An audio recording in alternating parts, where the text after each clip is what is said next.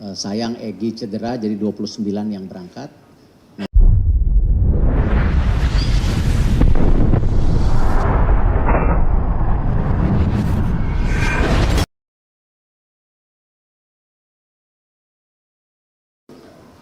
Tim nasional kita akan berangkat tanggal 15 malam ya.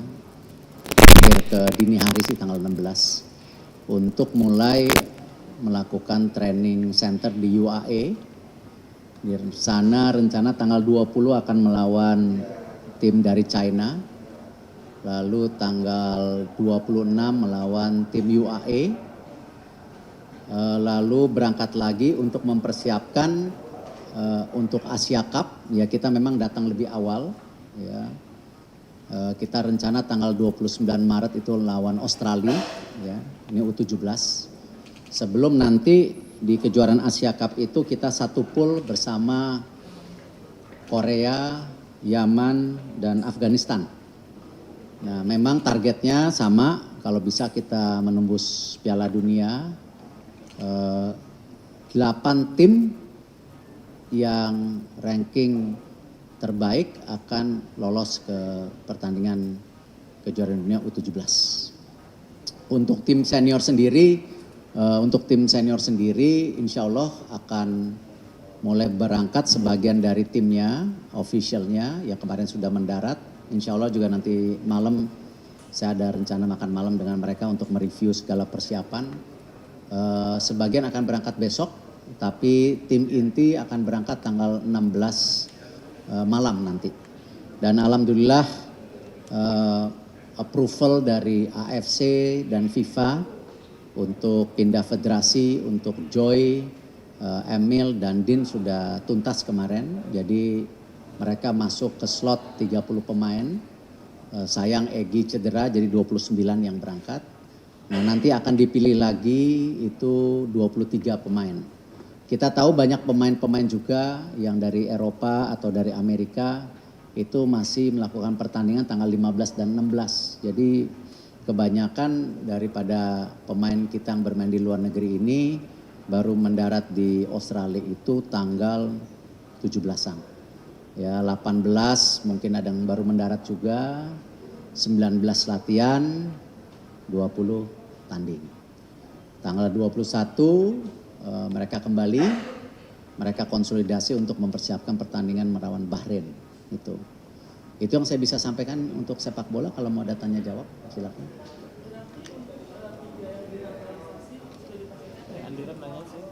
Ya, yang 3 naturalisasi sudah dipastikan ready melawan Australia. Cuman tentu karena register 29 pemain, ya, mestinya 30 karena 1 cedera Egy. Ya tentu pemilihannya itu tergantung dari kepelatihan ya, yang memutuskan nanti.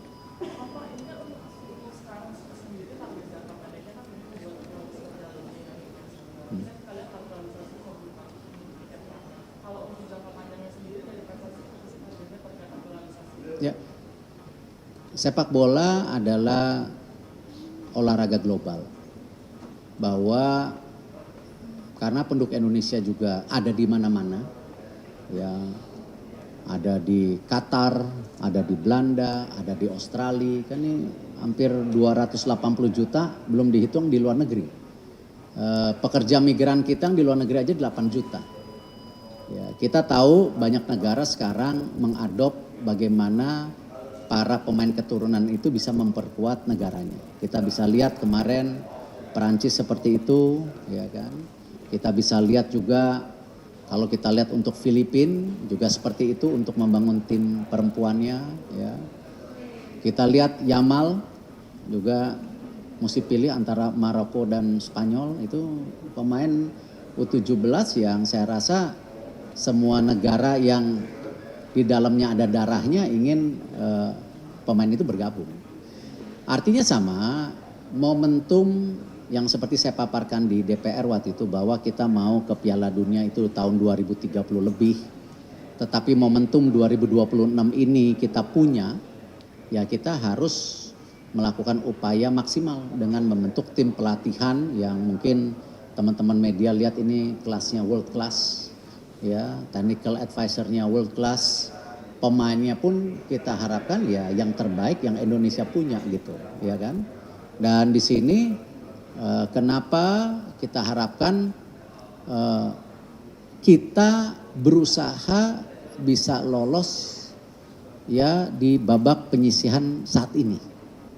Karena kalau kita lolos babak penyisihan hari ini, September, Oktober, November, dan Maret tahun depan kita ada 8 pertandingan yang kita bisa persiapkan untuk Piala Dunia. Nah, karena kalau kita ranking 3 dan 4 berarti Oktober, November kita harus ikut playoff. Nah, bagaimana posisi daripada pembinaan pemain sejak dini? Ya sama. Tadi saya sampaikan tim U17 kita ini di bawah Coach Nova ini sudah training center cukup lama dan bertanding. Kalau dilihat pemainnya tidak ada naturalisasi.